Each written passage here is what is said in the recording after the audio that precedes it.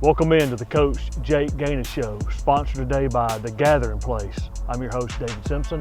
We're on the field here at Bill Maher Stadium, and joining me now is head football coach Jake Ganus, and we're going to talk about the big win, first round playoff win against Corner this past Friday night. And Coach, congratulations on the first round win. It was a tough draw for you, but man, y'all came out on fire the first half. We did. We started fast. We felt like, we've had some games this year where we haven't started as fast, and this was a team that obviously they're really good. I know I talked about it at the game, but they're extremely talented, really well coached, and definitely not, a 4 seed kind of team. So we knew we were going to have to start fast, and even with the start, the fast start, they still answered with 14 straight to kind of close the half out and, kind of send us in the half, a little closer than obviously we wanted to be. But man, just so proud of our kids. I think at practice is where we emphasized starting fast. We did some new things this week at practice.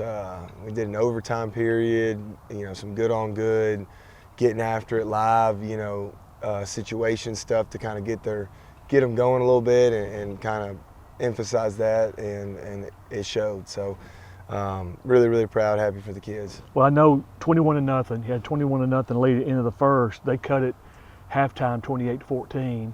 They kind of gained some momentum. Well, then they, won the toss and deferred. So you knew coming out they were going to get the ball, and they drove down the field, and your defense just rose to the occasion and made a big stop. You got the ball back in the first play. You got the turnover, but again, your defense just stood up. And talk about that a little bit. Play your defense. I mean, it was huge.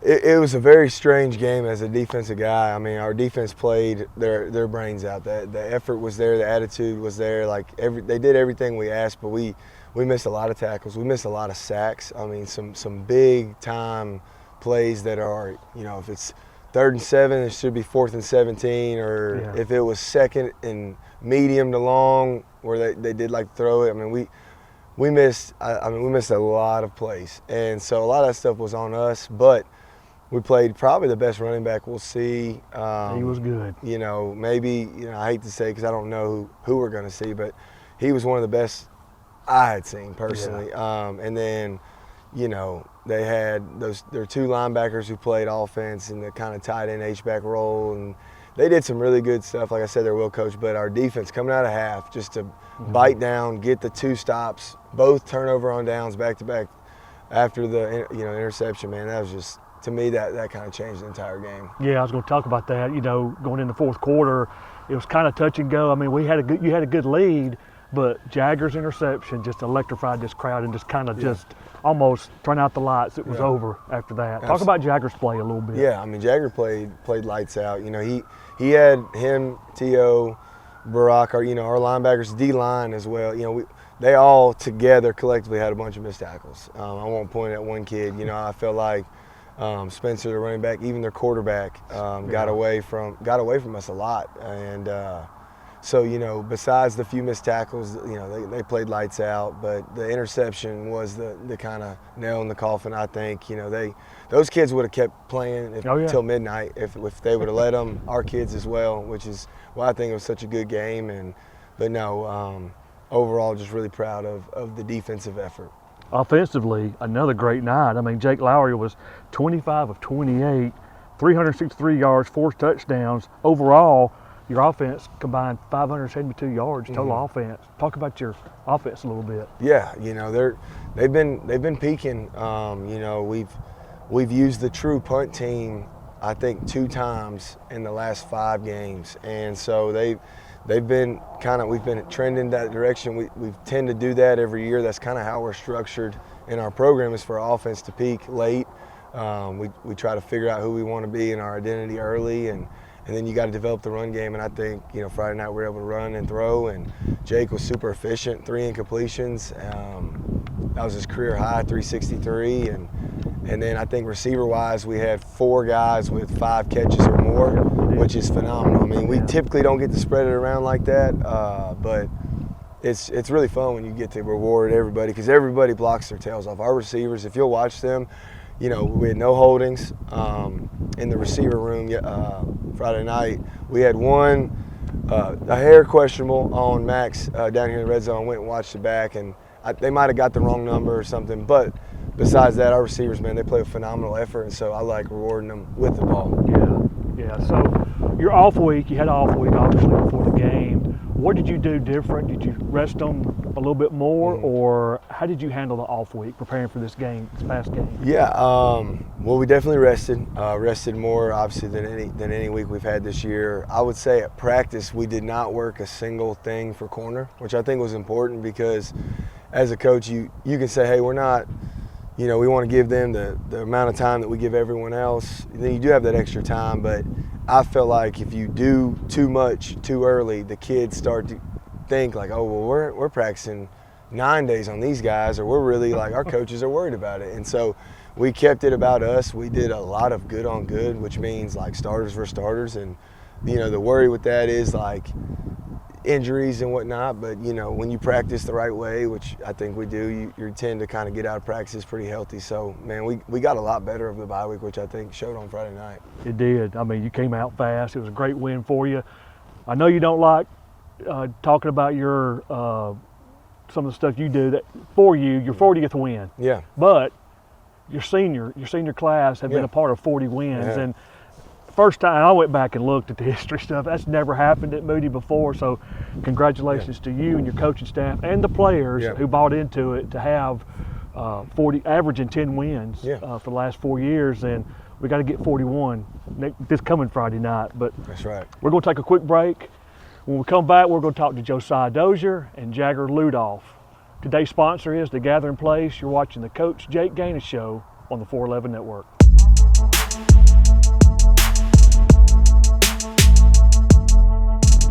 Welcome back into the Coach Jake Ganus Show, sponsored today by The Gathering Place. And joining me now is senior wide receiver Josiah Dozier. And Joe, great game this Friday night. Talk about the game a little bit.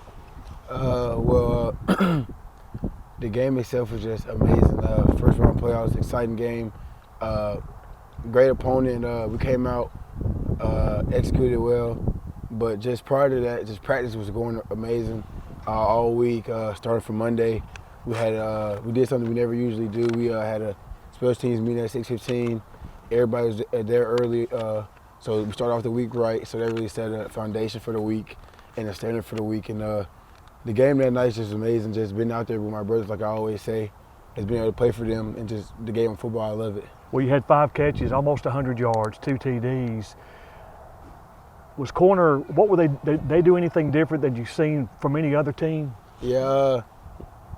Not trying to sound like this, but any other team either doubles me or has some type of help. Corner came out confident, let their players go man on man, good on good. So that was really the difference. And every time any team goes cover zero, I take advantage of that and make the best of it. Well, I noticed when you had that one touchdown right here and he kind of got frustrated at you, yes, you kept your composure, yes, so sir. good for you Yes, sir. to do that. So you're committed to South Florida. As the coaches keep contacting you during the season? Yes, sir. There's a few, but I can't really get into that right now. But I'm really 100% locked in South Florida. That's where I see myself playing next year, 4 years, 2, 3 years, how many every year it takes. Okay. Well, what's one thing that you, this being a senior, you're going to the second round, how will you handle this week with the other players that have not been to the playoffs? Well, really, the other players know the expectations from starting with our coaches, setting the foundation, like I said previous. Starts with our coaches, just laying out the prompt, and just everybody following the prompt, staying on one accord, trusting our coaches' game plan, and just trusting them and trusting their word, and following the process, and just enjoying the process with each other. Well, we're looking for a big game from you this Friday night, sir, but on the for the year you have 32 catches for 572 yards, yes, but you have 10 TDs. Yes, sir. So congratulations to you on that. Well, we're looking forward to a good week of practice for you, and sir. looking for a good game this Friday night. I appreciate you. Thank you, Josiah. Thank you.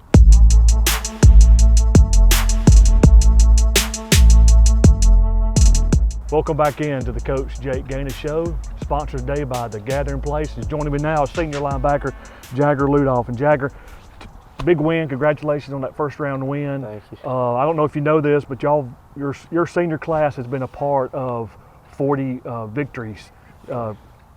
This past Friday night was a 40th victory for Coach Ganus and y'all senior class, so congratulations Sir, on thank you. that. Talk about the game a little bit Friday night. Yes, sir. Yeah, we knew coming into it running back was going to be a very good back. We knew number 11 was going to be a hard player. They like to run the ball on offense. We knew that coming into it. We let up a couple explosive plays, but after that we kind of settled down and did our thing, got stops when we needed it. So. How strong was Spencer Unruh, number 29? He was a great back, very strong. He really turned his feet when he was running. He was hard to tackle. But what about the quarterback? He sounded like he was pretty. Yeah, he got away from y'all a couple of times. Yes, sir. Yeah, he was definitely good. He was fast, getting out of that pocket and stuff. It was tough, but we contained him enough, so it worked out. Well, one play I got to talk about, fourth quarter. The game, Moody's up, but they're kind of driving, and the interception. Kind of talk about that play. Yes, sir. What happened? Yeah, so I felt there was pullers at first. I thought it was a run, so I kind of bit, and then I dropped back, turned my eyes to the tight end, and then I look up, the ball's right there, and took it to the house. It was a great moment, really turned up the fans, gave us a lot of energy, and kind of switched the momentum. There you go. That's what it is. Well, Friday night you're on the road. And as a senior, how will you handle this week with the guys that maybe who have really not played a lot, trying to get them to stay focused for a big road? I know y'all have traveled to Gainesville and Auburn, as Coach Ganus mentioned, but how has you as a senior handle that? Yes, sir. Yeah, I mean, all the guys know, the younger guys, they know what we're in for. Like we're going blue map or nothing, They know what we're looking forward to, and they all act right. They're going to do fine, I'm sure. But, yes, sir, yeah, we're just going to make sure we're all keeping our head forward and looking for Priceville this week. So you got an hour-and-a-half drive.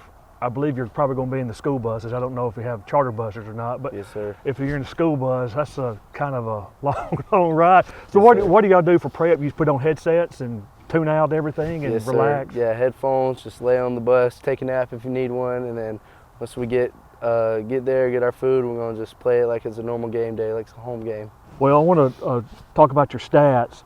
As last year, you have a lot of tackles. You've got 75 solo tackles, 40 assists, which comes to 115 tackles this year. So congratulations, sir. Thank you. To you. Well, we're looking for a great week of practice and preparation and look forward to seeing you on the field Friday night at Priceville. Yes, sir. Thank you. Stay with us. If we come back, Coach Ganus, we're going to talk to Coach Ganus about the road game this week, second-round playoff game at Priceville. You're watching the Coach Jake Ganus Show on the 411 Network.